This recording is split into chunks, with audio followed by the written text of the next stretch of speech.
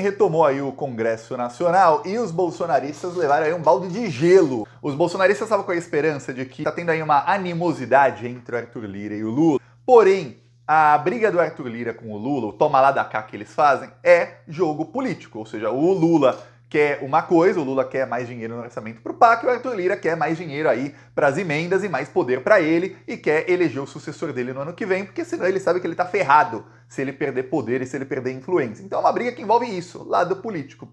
Outra coisa são crimes contra a democracia, ou seja, não tem nada a ver uma coisa com a outra, e o Arthur Lira sabe que ele não pode misturar isso, porque senão ele vai estar peitando aí Alexandre de Moraes, Gilmar Mendes, todos os ministros do STF, exceto os bolsonaristas, e o Procurador-Geral da República, e o Lira não vai comprar essa briga. Pois bem, eis que os bolsonaristas achavam, e aí é uma coisa, né? Eles não entendem nada de política e eles aí mostram que inteligência não é o forte deles. Eles achavam que o Arthur Lira ia misturar tudo e o Arthur Lira mostrou que não. Não apenas não vai misturar uma coisa com a outra, como o Arthur Lira e seus aliados estão enfurecidos com o Bolsonaro e com os bolsonaristas. Isso porque foi revelado aí pela imprensa uma lista de quem foi espionado pela BIM paralela do Bolsonaro. E tem, nessa lista aí, entre os espionados, tem uma das principais aliadas do Arthur Lira, que é a Flávia Arruda.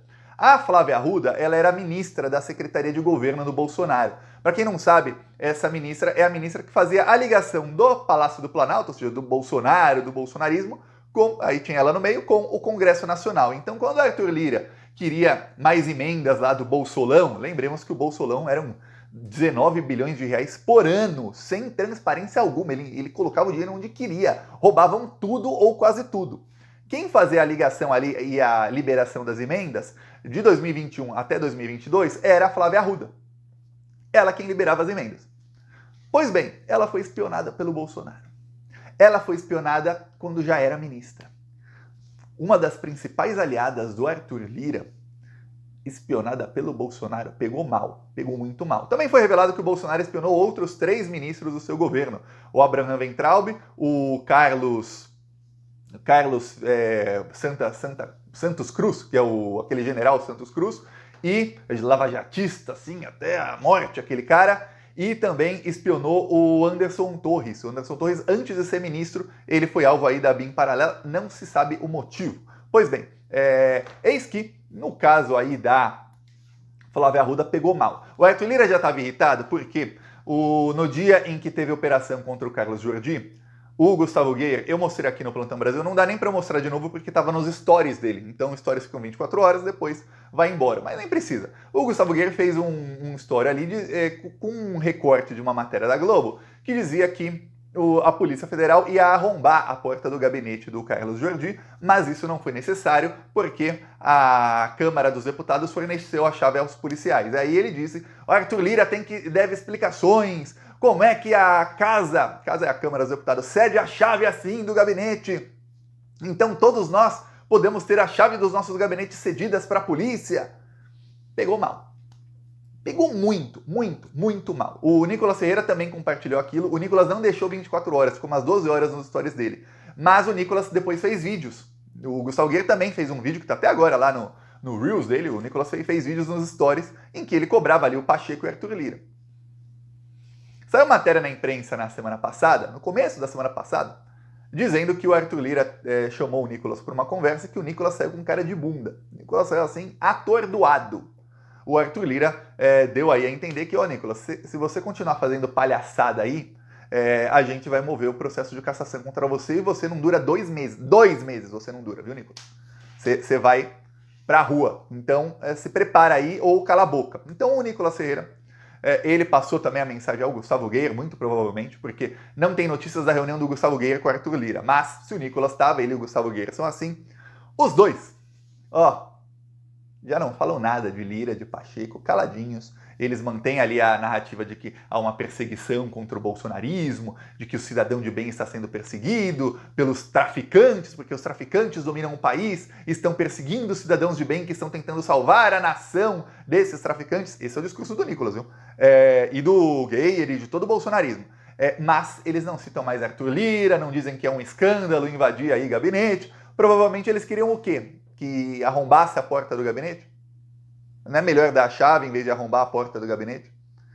Não são eles que pagam, né? Dinheiro público, então tá nem aí, né? Se fosse a casa deles, eu tenho certeza que entre ele abrir o portão da casa dele pra polícia, ou a polícia chegar lá, meter o pé na porta e causar um prejuízo de uns 10 mil pra ele, eu tenho certeza que o deputado prefere abrir o portão. Certeza. O único que fez o contrário foi o Roberto Jefferson. O único. E tá preso até agora. E vai ficar preso aí até o fim dos dias dele.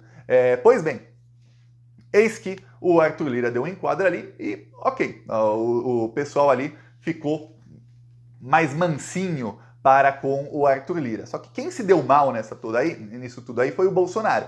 Porque o Bolsonaro, ele atacou aí o Centrão numa live que ele fez desesperado na Revista Oeste. Depois ele fez uma live que eu falei aqui ontem, ele fez uma live num canal português. E aí, esse canal português, eles fizeram uma edição assim, colocaram um santinho falso do Lula, dizendo que o Lula ia legalizar um monte de coisa, ia legalizar furtos e roubos. O Brasil ia ser um país em que todo mundo pode roubar ou furtar, que não é mais crime. Ele mostrou isso, mostrou fotos do Lula com Alexandre de Moraes, e no meio disso tudo, o Bolsonaro, além de fazer discurso antivacina, que já é crime, o Bolsonaro atacou o Supremo Tribunal Federal. Mostrei ontem, não vou mostrar de novo o bandido falando, mas assim, para resumir, ele disse ali que o Brasil é uma narcoditadura, que o Lula é ligado às Farc, que vendem drogas, que as facções criminosas estão no governo e que o STF fez de tudo, o TSE e o STF fizeram de tudo para o Lula ganhar a eleição e que ninguém no Brasil, nem no Nordeste, entende como é que o Lula ganhou do Bolsonaro. Esse foi o discurso dele, ou seja, eu estava falando que a eleição foi roubada e que foi roubada por traficantes. O mesmo discursinho aí dos outros. Dito isso, várias lideranças políticas passaram a pedir abertamente aí a prisão do Bolsonaro. A Gleisi Hoffmann foi nas redes sociais e falou que o Bolsonaro tem que ser contido a qualquer custo. O Bolsonaro não pode continuar livre. Aí o post da Gleisi Hoffmann foi notícia em toda a imprensa, até na imprensa comercial. Eu vou mostrar o que falou a Gleisi. Diz ela aqui, Bolsonaro não se mende e precisa ser contido. Usou a entrevista a um canal de direita português, canal fascista português, para mentir, eu vou ler aqui para você, para mentir deliberadamente. Disse que o judiciário atuou em favor de Lula nas eleições e que o país vive uma ditadura, porque os golpistas estão sendo punidos. Sua hora de punição já chega, com golpista não tem arrego. Aí, a partir da publicação da Gleisi, todo mundo passou a pedir, chegou aos assuntos mais comentados, a prisão do Bolsonaro. E passaram algumas contas aí de notícias a falar que há rumores de que o Bolsonaro... tem uma conta aqui, que realmente não é uma conta famosa, nem que você pode falar, nossa, tem a melhor das credibilidades, dizendo, tá um buchiche de que o Alexandre de Moraes pode expedir o mandado de prisão do Bolsonaro a qualquer momento após condenar o pastor bolsonarista a 17 anos de cadeia. Na semana passada, não só essa conta, outras também começaram a falar desse rumor aí. Na semana passada, foi condenado um pastor que se tornou muito famoso na extrema-direita. Por quê? Porque o Nicolas Ferreira fez uma série atacando o STF, uma série longa no Instagram dele, em que esse pastor, ele é personagem de um dos episódios. Então o Nicolas, eu vou mostrar aqui a série que fez o Nicolas, ele faz uma série lá pelos patriotas, tudo mais. Aí você olha no Instagram dele, são quase 10 milhões de seguidores, olha o perigo que é isso aqui. E aí cada episódio da série, eu falei aqui outro dia, os primeiros episódios, teve um ban que ele fez, então os primeiros episódios tiveram aí uma audiência grande. Aí depois a audiência foi caindo. Então o primeiro episódio teve 14 milhões de audiência. É muita coisa, 14 milhões no Instagram. Aí o segundo episódio, 9 milhões, o terceiro, 5 milhões, 4.8, 2.6. Um desses episódios é sobre um pastor, homem de família, cidadão conservador, de bem, patriota, temente a Deus, e que estava lá no 8 de janeiro quebrando tudo. Aí o Nicolas usa o fato de que teve uma das acusações que não eram contra ele, era contra um homônimo dele. Homônimo é alguém que tem o mesmo nome e mesmo sobrenome. E que aquela decisão ali estava errada. Ok, mas excluindo aquela decisão, há inúmeros indícios e provas para manter o pastor preso. Tanto é que foi condenado. Mas o Nicolas coloca ele ali como uma vítima, entrevista a esposa dele, olha, uma mega produção aí da equipe do Nicolas. Você vê que tem todos os deputados federais, todos os 513, têm a mesma verba para contratar assessoria, 120 e tantos mil reais por mês para contratar funcionários. Ou seja, cada deputado é praticamente uma mega empresa, porque você pensa uma empresa que tem 125 mil por mês só para folha salarial, é uma empresa grande.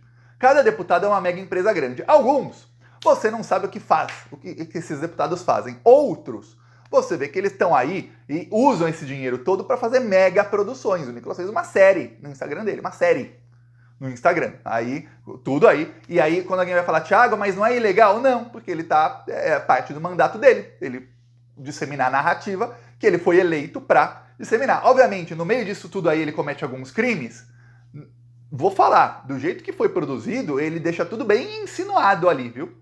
Tem crimes aí do Nicolas bem graves que ele cometeu que não estão nessa série aí, não. Nessa série, se você olhar a série inteira, você não vê ali ele fazendo uma acusação. Tá! Ele posta ali a versão dos advogados de cada um dos terroristas e posta só a versão deles e fala ali uma insinuação de que, olha, o STF é contra os patriotas. Talvez isso seja um crime. Mas de resto, a assessoria jurídica do Nicolas está bem esperta, viu? Estão bem espertos para não cometerem crimes. Ele comete mais crimes quando ele está discursando numa igreja evangélica, tem crimes que ele cometeu. Quando ele está em podcast, já cometeu crimes. Quando está no Congresso Nacional, já cometeu crimes.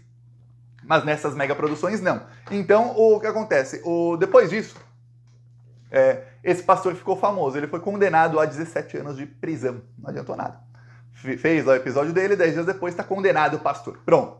Então tá aí, ó, o cara que era inocente, né? 17 anos para ele. Não era inocente coisa nenhuma. Aí o que acontece? Estão falando, olha, começaram a condenar as pessoas. Tudo indica que nas próximas semanas deve chegar a prisão do chefão da quadrilha. Peço sua inscrição no canal.